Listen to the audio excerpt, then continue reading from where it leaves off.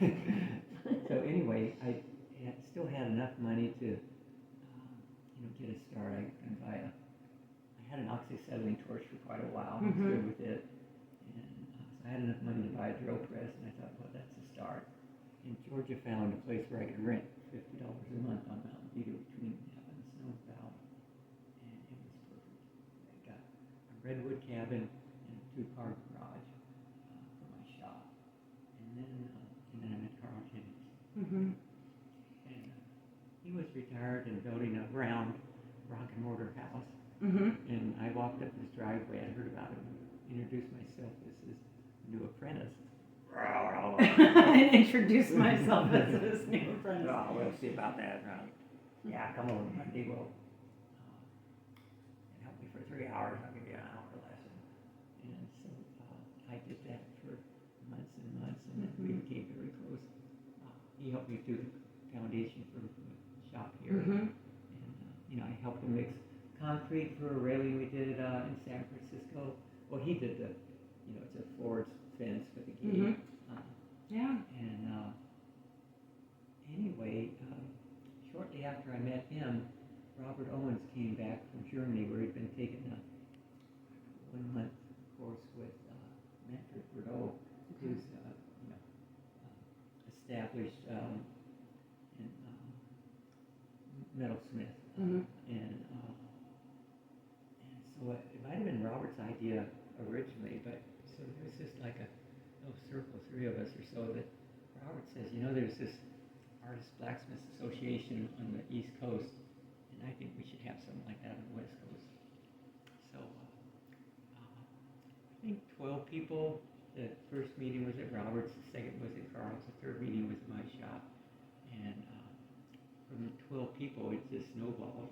And a few months later, we were putting on our first conference in Sacramento with 3 or 4 of the very best blacksmiths from Europe. A 3-day conference, and then do live demonstrations and slideshows at night. And this is sort of forget about sleeping for 3 days. This is going to be intensive learning. Right. And so that really spurred it. You don't see much, but it's alive and it's vibrant. And not only preserving the old techniques. Yes. It's going in all kinds of great new directions. So that was an obsession of mine. I think I was focused on that focused only on that for a year and a half maybe, and then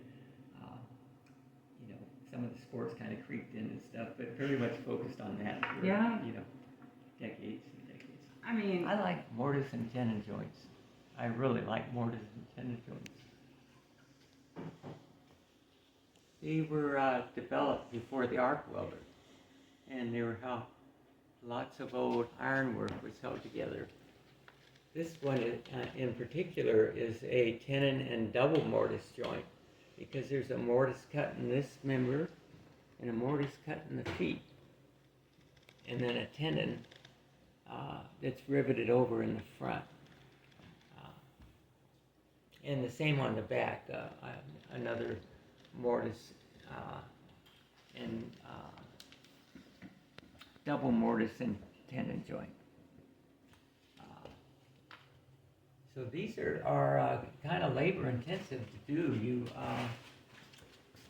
have a bar of a certain thickness, and you want to forge it down square, and then you want to have a tight fit against a fairly flat surface.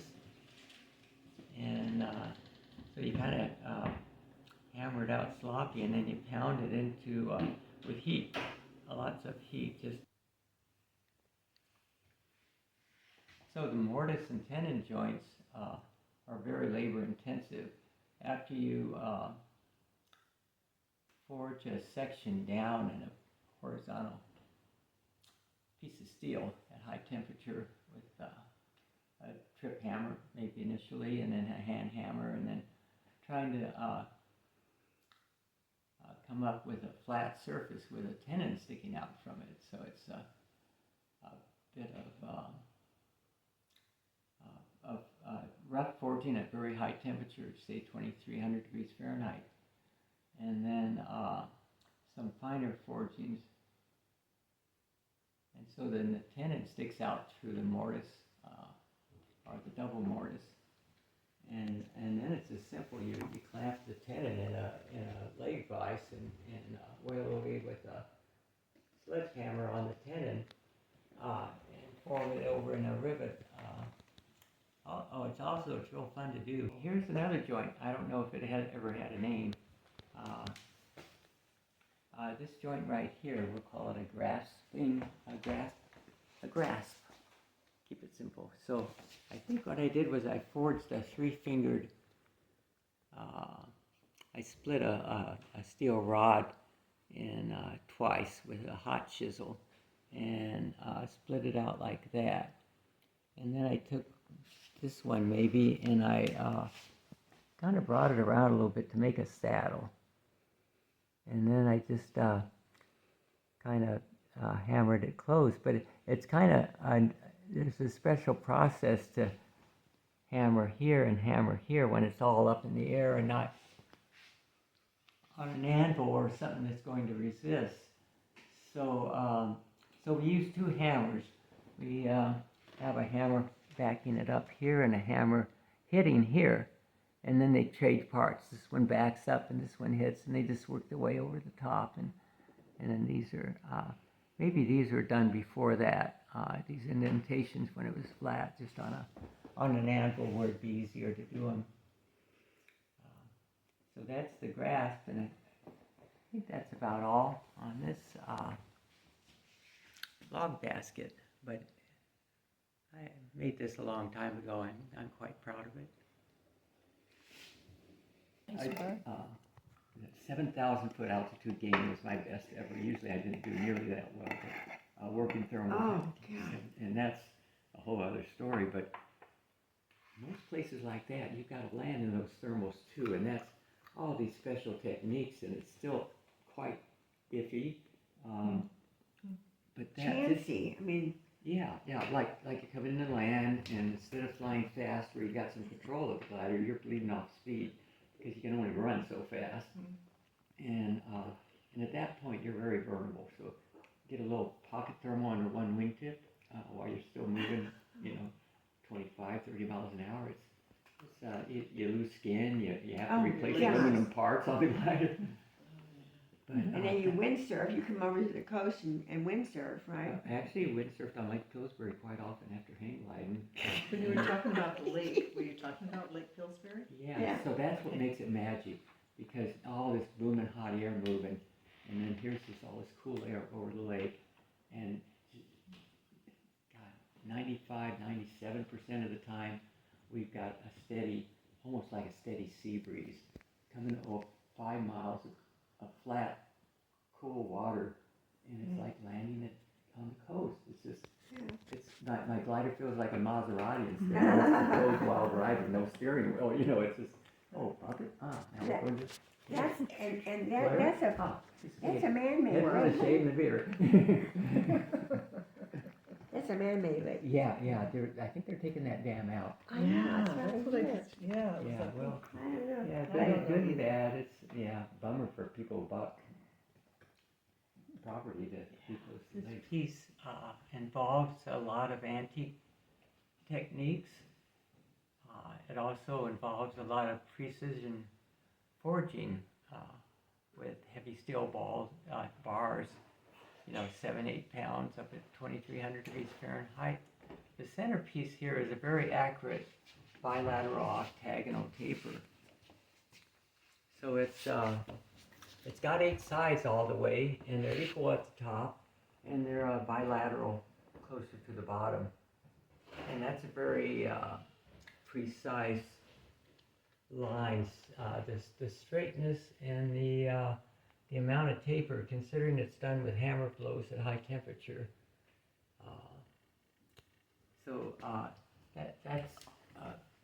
That's just that one part is a very labor-intensive piece.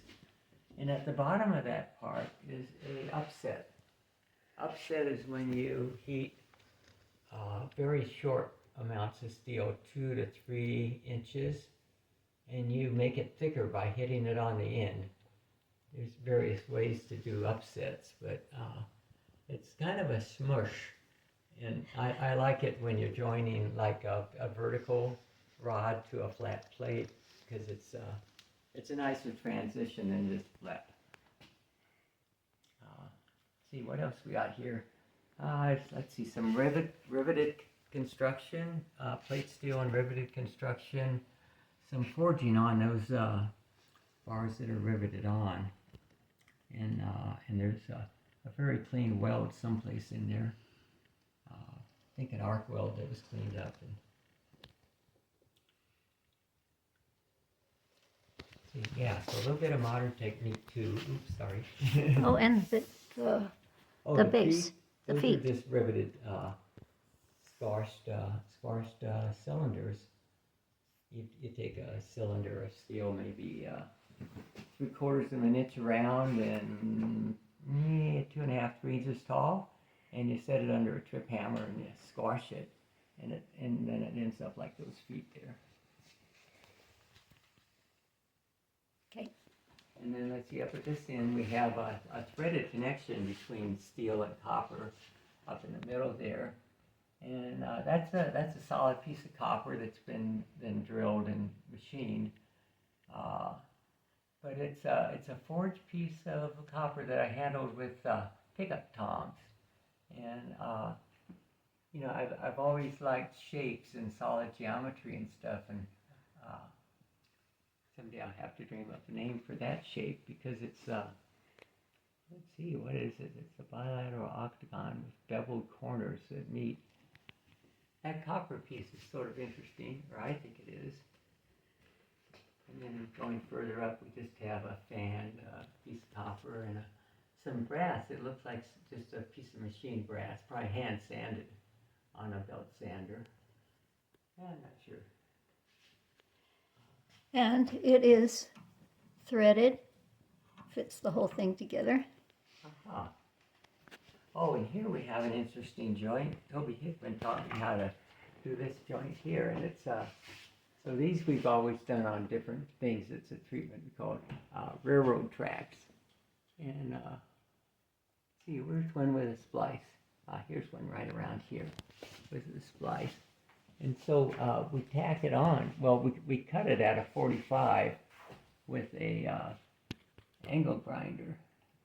So the cut is right here, and it's 45 degrees, and then so it's tack welded on here, and then we pull it around. We heat it just behind where we want it to go, like right there, and then and wrap it around. And it's a big long piece, or you know, a little bit long. It's like a foot long coming out, and we get it real close, and then we eyeball it. We just get our eyeball right in the right spot where we can look down and see where to do that careful cut with the angle grinder with a cutoff wheel.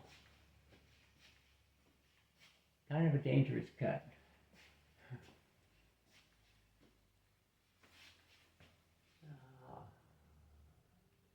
Yeah, these are just scrolls. I have jigs that make this shape, and so I can, once the cross section's forged, and this is a real precision taper.